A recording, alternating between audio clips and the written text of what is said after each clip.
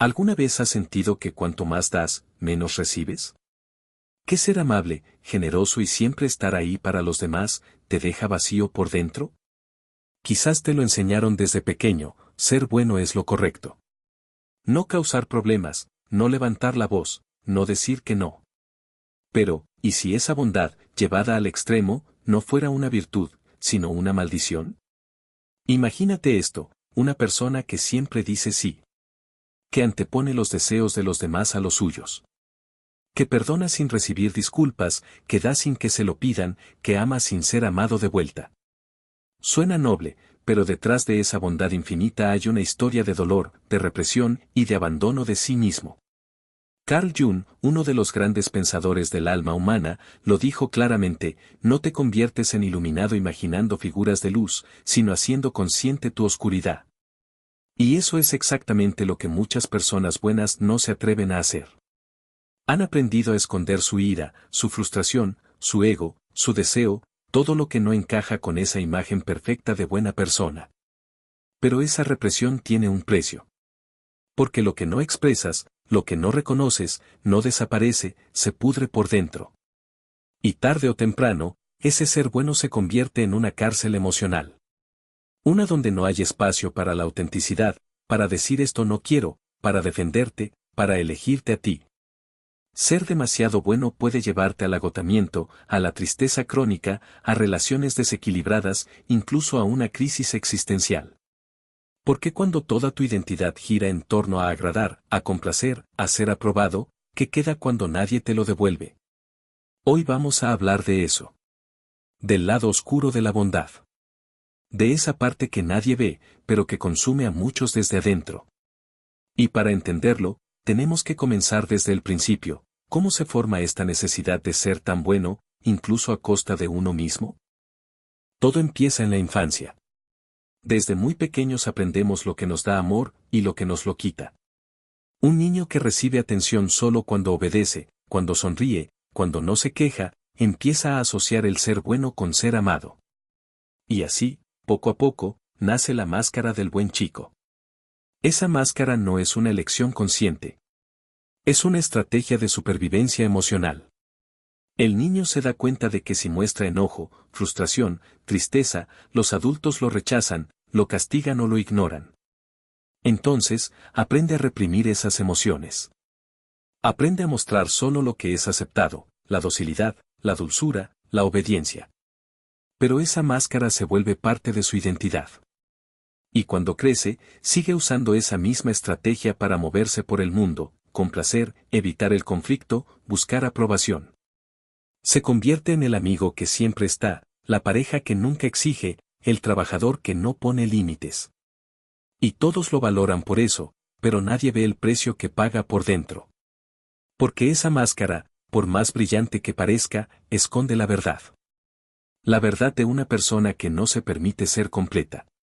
Que no se atreve a decir lo que realmente piensa, siente o necesita. Que vive con miedo a dejar de ser querida si deja de ser buena. Y aquí es donde entra Jung, y su concepto más poderoso, la sombra. Esa parte de nosotros que ocultamos, que negamos, que tememos. Y que, si no la enfrentamos, acaba por controlarnos desde el inconsciente. Vamos a adentrarnos en ese territorio ahora. En esa zona oculta donde vive todo lo que reprimimos por mantener la imagen de buena persona. Porque si no entendemos nuestra sombra, nunca podremos liberarnos de esta maldición. Y ahí es donde verdaderamente comienza el cambio. Carl Jung nos regaló uno de los conceptos más profundos de la psicología, la sombra. La sombra no es algo maligno, como muchos creen. Es simplemente todo aquello que no aceptamos de nosotros mismos. Todo lo que creemos que no debemos ser, y que, por tanto, escondemos. Para alguien que ha construido su identidad en torno a ser bueno, su sombra está llena de cosas que parecen prohibidas: la rabia, el egoísmo, la ambición, el deseo de decir no, de poner límites, de ser imperfecto. Pero lo que reprimimos no desaparece. Solo se esconde, y desde las sombras, empieza a dirigirnos. ¿Te has preguntado por qué a veces explotas de forma inesperada? ¿Por qué sientes resentimiento hacia personas a las que, en teoría, has tratado con bondad? ¿Por qué, aun dando todo de ti, te sientes vacío, desconectado, como si te estuvieras traicionando? Eso es la sombra hablando. Eso es tu lado reprimido pidiendo salir, aunque sea a gritos. Y mientras más lo ignores, más fuerte golpeará. Jung decía, hasta que lo inconsciente no se haga consciente, el subconsciente dirigirá tu vida, y tú lo llamarás destino. En otras palabras, si no haces consciente tu sombra, vivirás una vida que no es tuya. Una vida dominada por lo que no te atreves a mirar. Y en el caso de la bondad extrema, la sombra puede manifestarse como pasividad, como miedo al rechazo, como autoabandono, todo en nombre de no molestar, de no desentonar, de no incomodar. Pero el precio es altísimo, perderte a ti mismo. Porque cuando reprimes tanto tu oscuridad, también apagas tu luz auténtica. Y poco a poco, te conviertes en un reflejo de lo que los demás esperan, no en quien realmente eres. En el siguiente punto vamos a hablar justamente de eso, de cómo esta necesidad de validación externa se convierte en una trampa que te desconecta de tu esencia. Y de cómo, sin darte cuenta, vas desapareciendo dentro de una versión de ti que solo existe para gustar. Vivimos en un mundo donde ser querido parece más importante que ser real. Desde pequeños nos enseñan que si agradamos, nos aceptan. Si destacamos demasiado, si decimos lo que pensamos, si ponemos límites, corremos el riesgo de que nos rechacen. Así que aprendemos a buscar validación externa como si fuera oxígeno. Y cuando llevas años, o toda una vida, siendo el bueno, te acostumbras a vivir en función de cómo te ven los demás. Cada acción está pensada para no incomodar. Cada decisión, para ser aprobado. Cada silencio, para evitar que alguien se aleje. Pero esa búsqueda constante de aceptación tiene un precio altísimo, empiezas a perderte a ti mismo. ¿Quién eres realmente cuando quitas todo lo que haces por agradar? ¿Cuáles son tus gustos, tus deseos, tus límites, cuando no estás tratando de encajar? Lo más duro de esta trampa es que no se nota desde fuera. Los demás te ven como alguien maravilloso, siempre disponible, confiable, generoso. Pero por dentro, te sientes invisible. Porque nadie conoce tu verdad. Ni siquiera tú. Y aquí sucede algo muy doloroso, cuanto más validación externa recibes, más te alejas de tu validación interna. Te aplauden, te reconocen, te buscan, pero no te sientes completo. Porque todo ese amor que te dan, no es por quien realmente eres, sino por el personaje que has construido. Es un círculo vicioso, cuanto más dependes del reconocimiento externo, más te traicionas. Y cuanto más te traicionas, más vacío te sientes. Y para llenar ese vacío, buscas aún más validación. Hasta que un día te despiertas y te preguntas, ¿en qué momento me convertí en lo que otros necesitaban, y no en lo que yo realmente soy? En el siguiente punto vamos a entrar en ese doloroso pero necesario tema, el autoabandono. Ese momento en el que, por agradar a todos, te dejas a ti mismo fuera de tu propia vida. Autoabandono. Una palabra que suena fuerte, casi brutal. Pero es exactamente lo que ocurre cuando pasas años priorizando las emociones, necesidades y deseos de los demás por encima de los tuyos. No sucede de golpe. Es lento. Silencioso.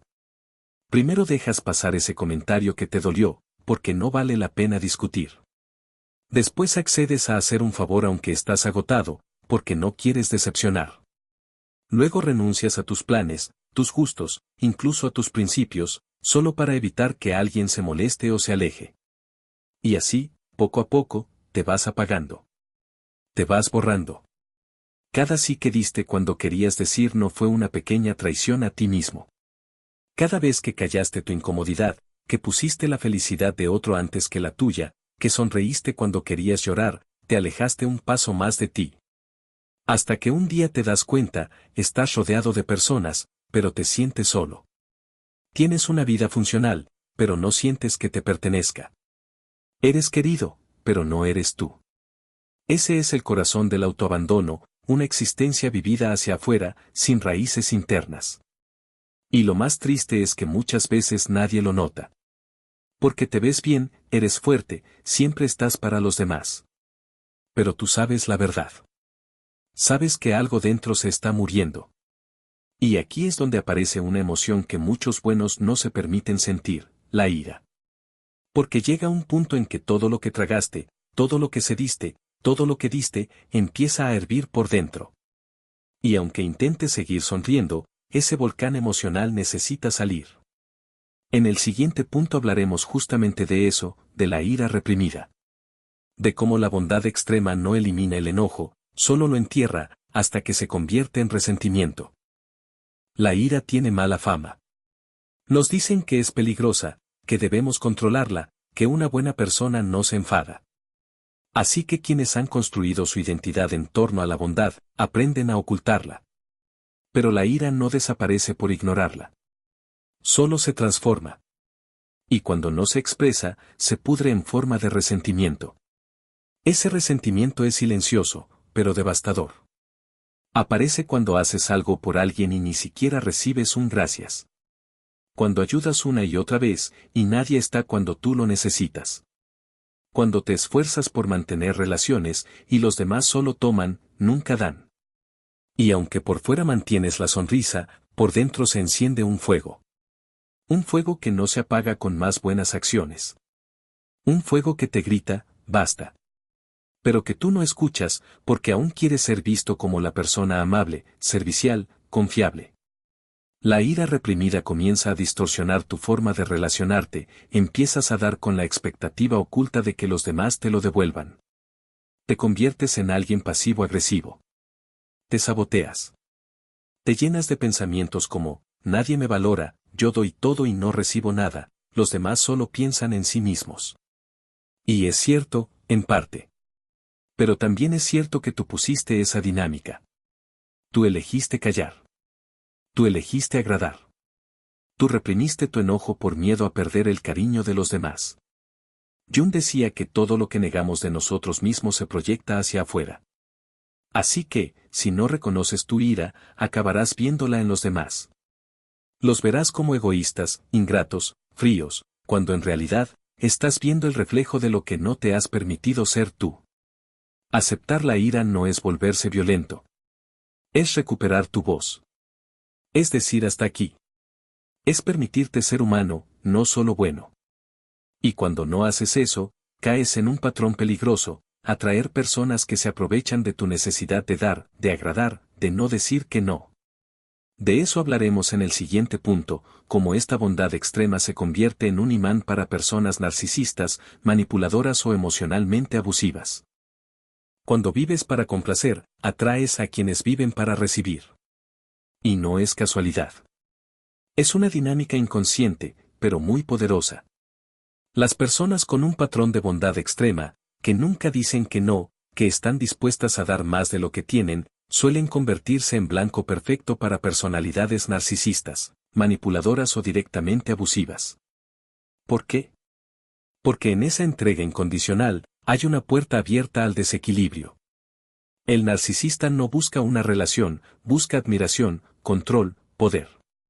Y cuando encuentra a alguien que se desvive por complacer, que evita el conflicto, que se disculpa incluso cuando no tiene la culpa, lo ve como una fuente inagotable de validación. Estas relaciones comienzan con idealización. Eres tan especial, nunca había conocido a alguien como tú, te necesito cerca. Pero luego, poco a poco, se instalan las dinámicas tóxicas, la crítica, el control sutil, la manipulación emocional. Y la persona buena, lo permite. Porque cree que si da más, si tiene más paciencia, si se esfuerza más, todo volverá a estar bien. Pero nunca lo está. Porque el otro no está interesado en reciprocidad, sino en consumo emocional. La relación se convierte en una jaula invisible, una donde el bueno se vacía cada día un poco más, y el otro absorbe, exige, y castiga cualquier intento de autonomía. Y lo más duro es que, cuando la persona buena se da cuenta, ya está atrapada en un sistema de culpa, miedo y dependencia emocional. Empieza a preguntarse si está exagerando, si en realidad es ella quien falla, si debería ser aún más comprensiva. Y así, se hunde más. Pero hay un momento, si hay suerte, en que algo se rompe. Una voz interior que grita, esto no soy yo, esto no puede ser amor. Y ahí empieza una pregunta que lo cambia todo, ¿quién soy, si no soy la persona que agrada, que cuida, que se adapta? De eso hablaremos en el próximo punto. De esa crisis de identidad que nace cuando dejas de actuar para los demás y empiezas, por fin, a mirar hacia adentro. Cuando pasas años viviendo para complacer, llega un momento en el que, si te detienes, no sabes quién eres. Literalmente. Es como mirar en un espejo empañado, hay una figura, sí, pero borrosa, sin contornos propios. Has dicho tanto sí que no sabes cuándo fue la última vez que algo te nacía de verdad. Has complacido tanto, que ya no reconoces que te gusta, que deseas, que te molesta. Tu personalidad se construyó como respuesta a las expectativas de otros. Y cuando esas expectativas se desvanecen, sientes el vértigo del vacío. Es una crisis de identidad profunda, pero también una oportunidad sagrada. Porque por primera vez puedes preguntarte, sin máscaras, ¿qué quiero yo? ¿Qué pienso realmente? ¿Quién soy, sin la necesidad de caerle bien a nadie? Este proceso puede ser doloroso. Porque muchas veces descubres que esa persona que los demás amaban, no eras tú. Eras una versión editada, modificada, adaptada para encajar. Y ahora que dejas caer ese disfraz, hay relaciones que se enfrían, vínculos que se rompen, entornos que ya no te aceptan. Y eso duele. Mucho. Pero también hay una verdad poderosa, no se puede construir una identidad real sobre la base de la aprobación ajena. Solo cuando te atreves a defraudar expectativas, a decir no, a mostrarte con tus sombras, empieza a surgir tu verdadero yo. Es entonces cuando te das cuenta de que tu valor no está en ser útil, en ser perfecto, en ser agradable. Tu valor está en ser auténtico. Y esa autenticidad incluye cosas que antes reprimías, tu enojo, tu deseo, tu ambición, tus límites, tus contradicciones. Pero aquí es donde muchos se asustan. Porque piensan que si dejan de ser el bueno, se volverán egoístas, fríos, insensibles. Y no es así. Lo que realmente pasa es que comienzan a integrar su sombra. Y eso es lo que veremos en el próximo punto, cómo sanar esa parte oscura, no para eliminarla, sino para abrazarla como parte esencial de tu humanidad. Sanar no es convertirte en una versión idealizada de ti mismo. Sanar es recordar quién eres debajo de todas las máscaras. Y para lograrlo, necesitas mirar donde más miedo da, tu sombra. Carl Jung lo dijo claramente, la sombra es todo aquello que el ego no reconoce de sí mismo. Pero aquí viene la parte más liberadora, tu sombra no es el enemigo. Es la parte olvidada de ti que viene a decirte lo que necesitas. Es tu rabia que te pide respeto. Tu egoísmo que te grita por espacio. Tu tristeza que clama por ser vista. Cuando integras tu sombra, no te vuelves una peor persona. Te vuelves una persona completa. Con fuerza, con límites, con dignidad. Significa dejar de pedir permiso para existir. Dejar de disculparte por sentir. Dejar de ser amable a costa de tu bienestar. Integrar tu sombra es permitirte decir no sin culpa. Es poner límites sin miedo.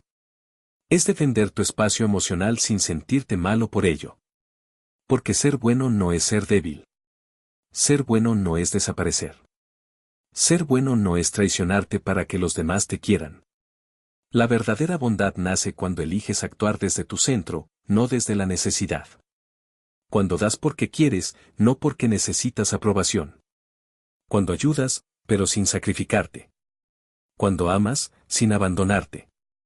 Y todo eso es posible solo cuando haces las paces con tu oscuridad. Cuando la abrazas, la escuchas y la conviertes en aliada. Es ahí donde recuperas tu poder. No el poder de dominar, sino el poder de ser tú. Sin miedo. Sin máscaras. Sin necesidad de fingir.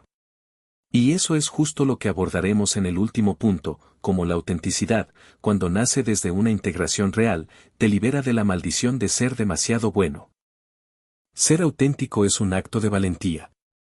No porque implique gritar quién eres, sino porque muchas veces significa dejar de ser quien aprendiste a ser para sobrevivir. Cuando dejas atrás la necesidad constante de aprobación, cuando decides que no vas a seguir traicionándote solo para ser querido, algo en ti cambia para siempre. Ya no das por obligación, das por elección. Ya no dices sí por miedo, sino sí por amor. Y sobre todo, ya no te niegas a ti mismo para encajar en una versión aceptable de bondad. La verdadera autenticidad no es perfecta. No siempre agrada. Pero es real.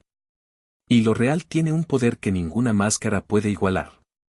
Ese poder no está en imponerte sobre los demás. Está en habitarte completamente. En decir, esto soy, con mi luz y con mi sombra. Y desde ahí, establecer relaciones sanas, límites firmes, decisiones honestas. Ser auténtico es dejar de pedir permiso para existir. Es dejar de mendigar amor en lugares donde solo te quieren si te adaptas. Es sostener tu esencia, incluso si eso significa decepcionar a quienes solo aman tu versión sumisa. Y sí, puede que al principio duela.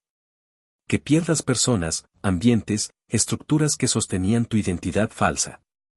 Pero lo que ganas, no tiene precio. Ganas paz. Ganas verdad. Ganas libertad. Y sobre todo, ganas una conexión profunda contigo mismo.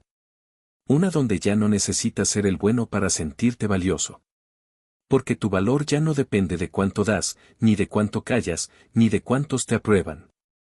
Tu valor nace de tu capacidad de ser tú, sin pedir disculpas por ello. Y ahí, justo ahí, es donde la maldición se rompe. Y empieza tu verdadera vida.